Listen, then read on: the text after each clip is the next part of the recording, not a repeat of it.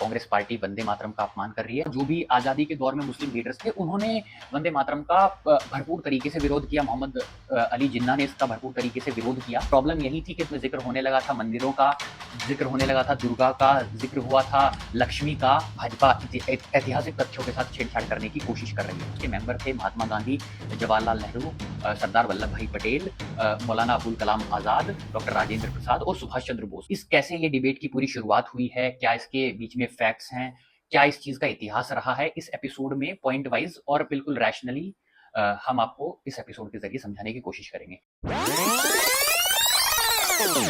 नमस्कार दोस्तों, मेरा नाम अभिषेक है और तर्कसंगत के एपिसोड में आपका स्वागत है।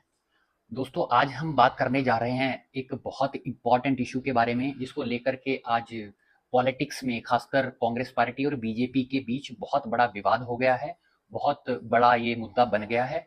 जी हाँ, हम बात कर रहे हैं वंदे मातरम को लेकर के, क्योंकि वंदे मातरम को लेकर के रिसेंटली बहुत ज़्यादा डेवलपमेंट्स हुए हैं, बहुत सारी बातें हुई हैं, जिनको लेकर के दोनों पार्टियां एक दूसरे पर हमलावर हैं। बीजेपी का आरोप है कि मुस्लिम तुष्टीकरण के को लेकर के मुस्लिम के वोट्स को कंसोलिडेट करने के लिए अपने पक्ष में कांग्रेस पार्टी वंदे मातरम का अपमान कर रही है, जबकि कांग्रेस पार्टी का आरोप है कि भाजपा ऐतिहासिक तथ्यों के साथ छेड़छाड़ करने की कोशिश कर रही है।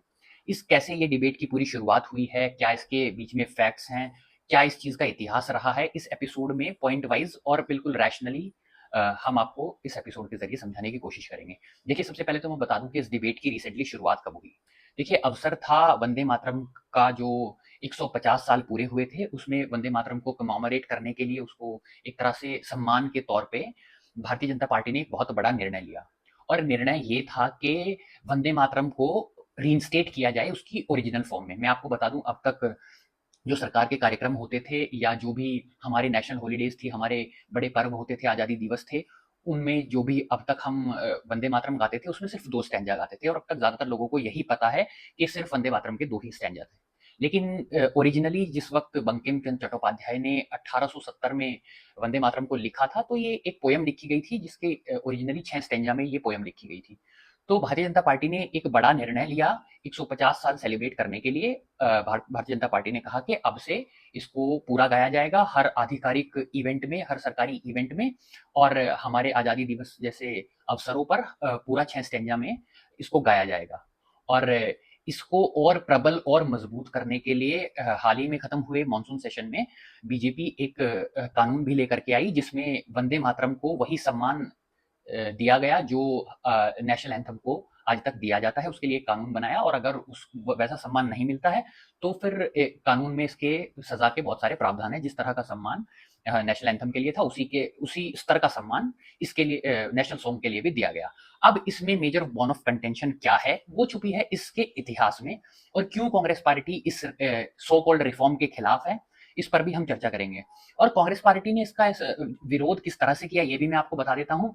इंडिपेंडेंस डे पर कांग्रेस मुख्यालय में जैसे ही वंदे मातरम गाया गया और वो 2 स्टैन्जा के पार बाद गाया जाने लगा, उसका former UPA chairperson Sonia Gandhi ji ने विरोध किया, उसके बीच में ही विरोध किया। इनफैक्ट वहां पर लोगों को बुला करके उसको बंद करने के लिए कहा गया। तो काफी एक तरह से बड़ी असमंजस की स्थिति कांग्रेस मुख्यालय पर देखने को मिली, और जिसको एक तरह से एक बहुत बड़ा पॉलिटिकल इशू बीजेपी ने बनाया। उस पर even home minister Amit Shah ने खुद कैमरे पर आकर इस चीज का एक तरह से कहा कि ये वंदे मातरम का अपमान किया गया है और कांग्रेस पार्टी को उसके लिए माफी मांगनी चाहिए। और कई जगह ऐसी भी चर्चाएं हैं कि एफआईआर दर्ज कराने की भी बातें चल रही है, क्योंकि अब ये कानून बन चुका है और कहीं ना कहीं ये उस कैटेगरी में आता है कि ये अब पनिशेबल ऑफेंस है अगर आप वंदे मातरम का अपमान करते हैं।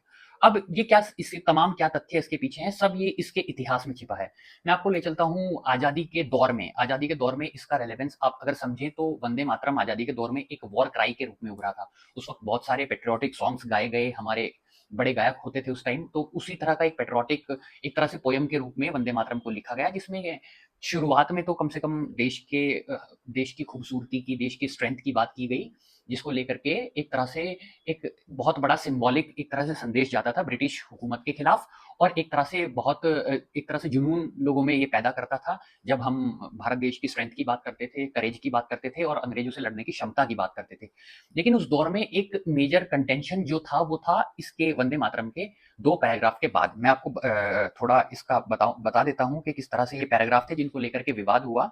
पहले दो पैराग्राफ बता देता हूँ। सबसे पहला, जैसा वंदे मातरम जो हम हमेशा से गाते हैं, उसका अर्थ है, हे मातृभूमि, मैं तुम्हें नमन करता हूँ। तुम जल से भरपूर, फलों से समृद्ध और मलय पर्वत से आने वाली ठंडी सुगंधित हवाओं से शीतल हो। तुम्हारे खेत हरी भरी फसलों से लहराते हैं। ऐसी समृद्ध और सुंदर माँ को मेरा प्रणाम। ये है इसका फर्स्ट स्टैंजा का मीनिंग। जो दूसरा स्टैंजा वंदे मातरम का है, इसका मीनिंग है, हे मातृभूमि, तुम्हारी रातें चांदनी की उजली रोशनी से सुंदर लगती हैं। तुम्हारे पेड़ पौधे खिले हुए फूलों से सजे हैं। तुम मुस्कुराती हुई और मधुर बोलने वाली माँ जैसी हो। तुम अपने बच्चों को सुख और आशीर्वाद देने वाली हो। ऐसी माँ को मेरा प्रणाम। तो यहाँ तक किसी को कोई दिक्कत नहीं थी। अब तीसरे, चौथे, पांचवें और छठे स्टैंजा में प्रॉब्लम हुई, और ये प्रॉब्लम उत्पन्न हुई उसी दौर में। मैं बात करूंगा 1925 के दौर की। उस वक्त जो कांग्रेस पार्टी के अध्यक्ष थे, सीडब्ल्यूसी का एक सेशन था 1923 में, जिसको काकीनाडा कांग्रेस सेशन कहते हैं। उसमें जो उस वक्त के कांग्रेस पार्टी के अध्यक्ष थे, जो मौलाना मोहम्मद अली जौहर, उन्होंने इसके बाद की जो लाइन थी उसका विरोध किया था। और उसके बाद ये विरोध इतना बड़ा हुआ, जो भी आजादी के दौर में मुस्लिम लीडर्स थे, उन्होंने वंदे मातरम का भरपूर तरीके से विरोध किया। मोहम्मद अली जिन्ना ने इसका भरपूर तरीके से विरोध किया। और मतलब कुछ कुछ लीडर्स ने तो पूरे वंदे मातरम का ही विरोध किया, लेकिन ज्यादातर जो विरोध था वो आखिरी के इन 4 स्टैंजास को लेकर के था। अब इन 4 स्टैंजास में ऐसा क्या है, मैं आपको इसका तीसरा स्टैंजा बता देता हूँ। तीसरे स्टैंजा का मतलब है, हे मातृभूमि, करोड़ों लोगों की आवाजें जब एक साथ गूंजती हैं और करोड़ों भुजाएं शक्ति के साथ उठती हैं, मैं तुम्हारी अपार शक्ति देख सकता हूं। तुम्हें कमजोर या असहाय कौन कह सकता है। तुम अपार शक्ति रखने वाली हो और अपने बच्चों को संकटों से बचाने वाली हो। शत्रुओं को पराजित करने वाली ऐसी मां को मैं नमन करता हूं। चौथा इसका जो पैराग्राफ है, चौथा इसका जो जिसको लेकर के विवाद था, वो है, हे मां, तुम ही हमारी विद्या और धर्म हो। तुम हमारे हृदय और जीवन का सबसे महत्वपूर्ण हिस्सा हो। हमारे शरीर में तुम ही प्राण हो। तुम्हारी भुजाएं और तुम्हारी शक्ति और हृदय में तुम्हारी शक्ति है। मंदिरों में बनाई जाने वाली देवी की प्रतिमा में भी तुम्हारा ही स्वरूप दिखता है। और पांचवा छंद है, जो पांचवा इसका पैराग्राफ है, वो है, हे मां, तुम 10 अस्त्र धारण करने वाली दुर्गा के समान शक्तिशाली। तुम कमल और पर विराजमान लक्ष्मी के समान समृद्धि देने वाली और सरस्वती के समान ज्ञान प्रदान करने वाली हो। तुम पवित्र, अतुलनीय, जल और फलों से समृद्ध मातृभूमि हो। तुम्हें मेरा नमन। और इसका आखिरी स्टैंजा कहता है, तुम हरी भरी, सरल, सुंदर मुस्कान वाली, विभिन्न प्राकृतिक सुंदरताओं से सजी हुई धरती हो। तुम अपने बच्चों का पालन पोषण करती हो। ऐसी मातृभूमि को मेरा प्रणाम। अब मैंने इसका स्टैंजा वाइज आपको मीनिंग समझा दिया। ज्यादातर लोग इससे ही समझ गए होंगे कि इसमें बोन ऑफ कंटेंशन क्या थी, मतलब मेजर प्रॉब्लम क्या थी। इसमें मुस्लिम लीडर्स को सबसे बड़ी प्रॉब्लम यही थी कि दूसरे स्टैंजा के बाद इसमें जिक्र होने लगा था मंदिरों का, जिक्र होने लगा था दुर्गा का, जिक्र हुआ था लक्ष्मी का। और इस तरीके से एक आजादी की लड़ाई उस वक्त चल रही थी। तो कहीं ना कहीं ये बहुत चैलेंजिंग उस दौर के नेताओं के लिए बन गया था, क्योंकि मुस्लिम लीडर्स इसका विरोध कर रहे थे और कह रहे थे ये एक सेक्युलर गाना नहीं हो सकता, एक सेक्युलर आउटक्राई। अगर आप चाहते हैं कि एक ज्वाइंट साथ मिलकर के अंग्रेजों के खिलाफ लड़ाई लड़ी जाए, तो ये उसका एक सिंबल नहीं हो सकता, क्योंकि इसमें स्पेसिफिक रिलीजन को हाईलाइट किया गया है। और इसमें एक तरह से जो मेटाफर है वो उसमें भारत को एक देवी के रूप में दिखाया है, उसमें मंदिरों का जिक्र है, हिंदुओं के तमाम देवी देवताओं के बारे में बात की गई है। तो इसको लेकर के ये कंटेंशन था। अब दौर आता है 1937 सीडब्ल्यूसी मीटिंग का। उसमें एक महत्वपूर्ण निर्णय लिया जाता है, और निर्णय ये लिया जाता है कि 2 पैराग्राफ के बाद वंदे मातरम के बाकी के 4 पैराग्राफ्स को ड्रॉप कर दिया जाए।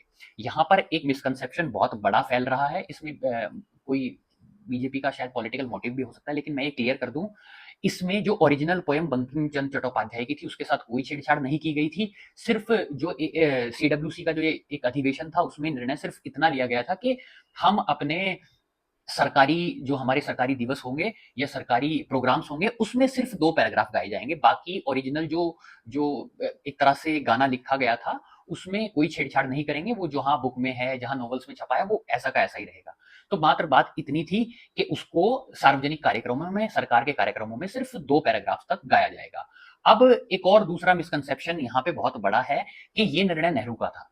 ये निर्णय कांग्रेस वर्किंग कमेटी का था, जिसके नेहरू जी भी पार्ट थे। अब मैं आपको बता दूं, उस वक्त की जो कांग्रेस वर्किंग कमेटी थी, उसके मेंबर थे महात्मा गांधी, जवाहरलाल नेहरू, सरदार वल्लभ भाई पटेल, मौलाना अबुल कलाम आजाद, डॉक्टर राजेंद्र प्रसाद और सुभाष चंद्र बोस। तब तमाम लोगों ने बैठ करके ये कंसेंसस हुआ कि इसके बाकी, अगर आपको मजबूती के साथ आजादी की लड़ाई लड़नी है, तो कहीं ना कहीं आपको मुस्लिम समुदाय को भी साथ लेके चलना है। लेकिन इस सॉन्ग में, इस वंदे मात्रा में कहीं न कहीं वो भाव है, जिससे कहीं न कहीं मुस्लिम पक्षों को दिक्कत हो सकती है। तो इसको लेकर के ये decision, it was a unanimous decision, जो उस वक़्त की कांग्रेस पार्टी की कांग्रेस वर्किंग कमेटी ने लिया था। और इसमें एक और महत्वपूर्ण बात है, उस वक़्त बहुत बड़े लिटरेचर वर्चुओसो, जो लिटरेचर के बहुत बड़े महान व्यक्तित्व थे उस वक़्त के, रवींद्रनाथ ठाकुर, रवींद्रनाथ टैगोर भी जिनको कहते हैं, तो उनसे भी इसको लेकर के कंसल्ट किया गया था, और कंसल्ट किया था सुभाष चंद्र बोस ने। सुभाष चंद्र बोस ने उनसे ये डिस्कस किया था कि क्या इन्हें ड्रॉप करना सही रहेगा, क्योंकि अल्टीमेटली बंकिम चंद्र चट्टोपाध्याय के लिखने के बाद इसमें काफ़ी म्यूज़िक देना, इसको गाने की फॉर्म में बनाना, तो उसमें रवींद्रनाथ टैगोर का भी बहुत बड़ा रोल था। तो ये डिस्कशन हुआ, और रविंद्रनाथ टैगोर ने भी यही बात कही कि इसमें कोई समस्या नहीं है, अगर ऐसे सार्वजनिक मंचों पर सिर्फ 2 पैराग्राफ तक ही इसको गाया जाए। तो इसको लेकर के उस वक़्त के जो आज़ादी की लड़ाई से जुड़े, लिटरेचर से जुड़े महान लोग थे, उनको कोई समस्या नहीं थी। तो ये निर्णय यूनानिमस था। ये निर्णय, हालाँकि ये बात ज़रूर है कि ये निर्णय मुस्लिम लीडर्स से और मुस्लिम लीग के दबाव में लिया गया, लेकिन ये कहीं न कहीं आज़ादी की लड़ाई को मजबूत रखने के लिए, और कहीं न कहीं अंग्रेजों का एक तरह से मोडस ऑपरेंडी जो तरीका रहा है डिवाइड एंड रूल का, उसमें वो कामयाब ना हो जाएँ, इसी इसी दृष्टिकोण से ये निर्णय लिया गया था। अब अब कांग्रेस ने रिसेंटली अपना जो कांग्रेस का ऑफिशियल स्टैंड इस पे क्लियर हुआ है। कांग्रेस पार्टी ने दोबारा से सीडब्ल्यूसी अभी रिसेंटली बैठी, और उसमें ये निर्णय लिया गया कि हम उसी निर्णय के साथ रहेंगे जो 1937 के वक्त की कांग्रेस वर्किंग कमेटी ने निर्णय लिया था।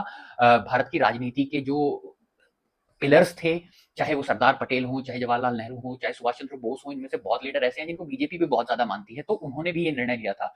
तो बीजेपी ने ये एक तरह से इसके कांग्रेस अपने हिसाब से, अपनी पॉलिटिक्स के हिसाब से इन चीज़ों को प्रेज़ेंट किया, लेकिन कांग्रेस पार्टी ने ये क्लियर किया है कि वो उसी स्टैंड के साथ रहेंगे।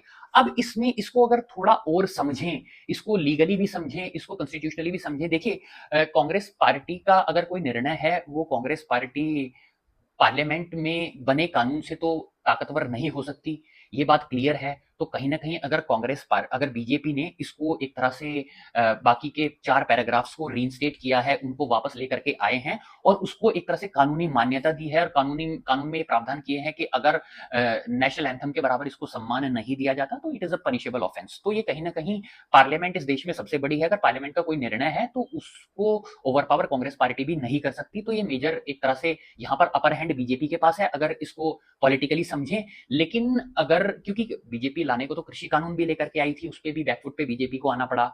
तो ये कहीं न कहीं एक ऐसा मुद्दा है जो कहीं न कहीं एक तरह से पार्टीज़ को पॉलिटिकली भी सूट करता है। कांग्रेस पार्टी एक तरह से चाहती है कि मुस्लिम वोट्स का कंसोलिडेशन हो, उनके पक्ष में कोई ऐसा निर्णय ना लिया जाए कि उनसे मुस्लिम वोट्स छिटक जाएँ।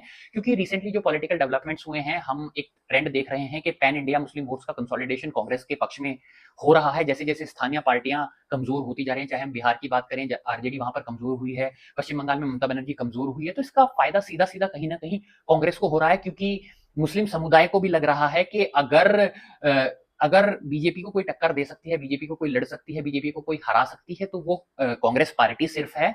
और बीजेपी को कहीं न कहीं हमेशा से बीजेपी इन मुद्दों को लेकर के राजनीति में आती रही है, चाहे राम मंदिर का मुद्दा लें, चाहे यूसीसी का मुद्दा लें। अब रिसेंटली वंदे मातरम को लेकर कांग्रेस को काफ़ी घेरने की कोशिश की गई है, और उसी तरह से इसको भी एक बड़ा मुद्दा हिंदू वोट्स को कंसोलिडेट करने की दृष्टि से एक बहुत बड़ा ये मुद्दा बनाना चाहती हैं। इसको जगह-जगह बीजेपी ने कहा है कि इस पर हम प्रोग्राम करेंगे, कांग्रेस पार्टी को एक्सपोज़ करेंगे। तो ये एक तरह से मैंने आपको इतिहास का, इसमें जो तथ्य हैं, ऐतिहासिक तथ्य हैं, वो आपको बताए, उसको बहुत ल्यूसिड तरीके से, कि सच में क्या हुआ था, और क्या इसमें आज क्या डेवलपमेंट्स हो रहे हैं, इसको कैसे कानूनी मान्यता दी गई है। और ये भी मैंने आपको बताया कि कानूनी रूप से ये बिल्कुल सही है, अगर पार्लियामेंट से कोई कानून बन जाता है, तो सबकी ज़िम्मेदारी है उसका पालन करना। लेकिन किस तरह से कांग्रेस पार्टी का इस पे स्टैंड रहा है, पहला स्टैंड क्या रहा है, उस वक़्त के क्या पॉलिटिकल कंपल्शंस थे, और आज क्या पॉलिटिकल कंपल्शंस हैं। तो ये एक छोटा-सा एनालिसिस हमारा था इस एक बहुत बड़े मुद्दे को लेकर के।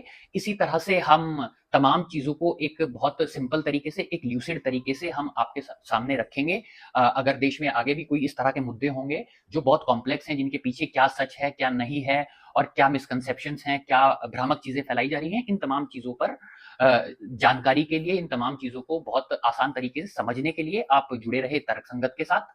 आप हमारे चैनल को सब्सक्राइब करें, इस वीडियो को लाइक करें, और बेल आइकन को दबाएँ, ताकि इसी तरह की वीडियोज़ का अपडेट आपको मिलता रहे।